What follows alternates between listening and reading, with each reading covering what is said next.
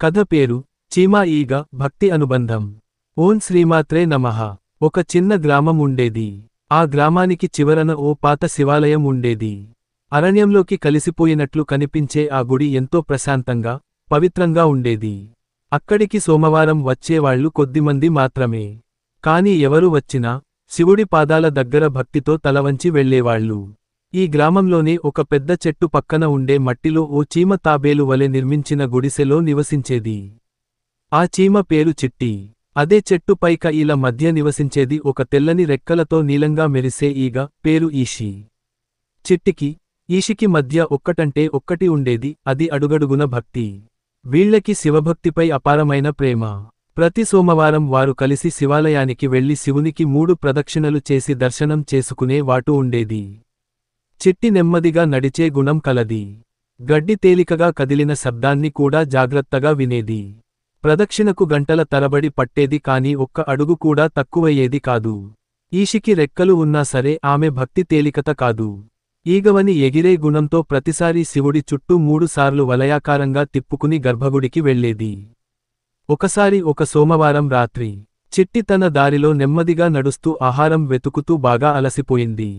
అయితే అదృష్టవశాత్తు ఓ పండిన తేనెదోసె ముక్క దొరికింది. అది తిన్నాక చిట్టికి చాలా శక్తి వచ్చిందని. కథ పేరు చీమా ఈగ భక్తి అనుబంధం. ఓం శ్రీమాత్రే నమః. ఒక చిన్న గ్రామం ఉండేది. ఆ గ్రామానికి చివరన ఓ పాత శివాలయం ఉండేది. అరణ్యంలోకి కలిసిపోయినట్లు కనిపించే ఆ గుడి ఎంతో ప్రశాంతంగా, పవిత్రంగా ఉండేది.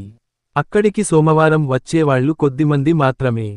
కాని ఎవరు వచ్చినా శివుడి పాదాల దగ్గర భక్తితో తలవంచి వెళ్లేవాళ్లు. ఈ గ్రామంలోనే ఒక పెద్ద చెట్టు పక్కన ఉండే మట్టిలో ఓ చీమ తాబేలు వలె నిర్మించిన గుడిసెలో నివసించేది. ఆ చీమ పేరు చిట్టి.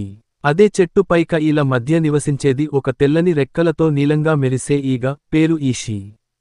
చిట్టికి, ఈషికి మధ్య ఒక్కటంటే ఒక్కటి ఉండేది, అది అడుగడుగున భక్తి. వీళ్లకి శివభక్తిపై అపారమైన ప్రేమ. ప్రతి సోమవారం వారు కలిసి శివాలయానికి వెళ్లి శివునికి 3 ప్రదక్షిణలు చేసి దర్శనం చేసుకునే వాటు ఉండేది. చిట్టి నెమ్మదిగా నడిచే గుణం కలది. గడ్డి తేలికగా కదిలిన శబ్దాన్ని కూడా జాగ్రత్తగా వినేది. ప్రదక్షిణకు గంటల తరబడి పట్టేది కాని ఒక్క అడుగు కూడా తక్కువయ్యేది కాదు. ఈషికి రెక్కలు ఉన్నా సరే ఆమె భక్తి తేలికత కాదు. ఈగవని ఎగిరే గుణంతో ప్రతిసారీ శివుడి చుట్టూ 3 సార్లు వలయాకారంగా తిప్పుకుని గర్భగుడికి వెళ్లేది. ఒకసారి ఒక సోమవారం రాత్రి చిట్టి తన దారిలో నెమ్మదిగా నడుస్తూ ఆహారం వెతుకుతూ బాగా అలసిపోయింది.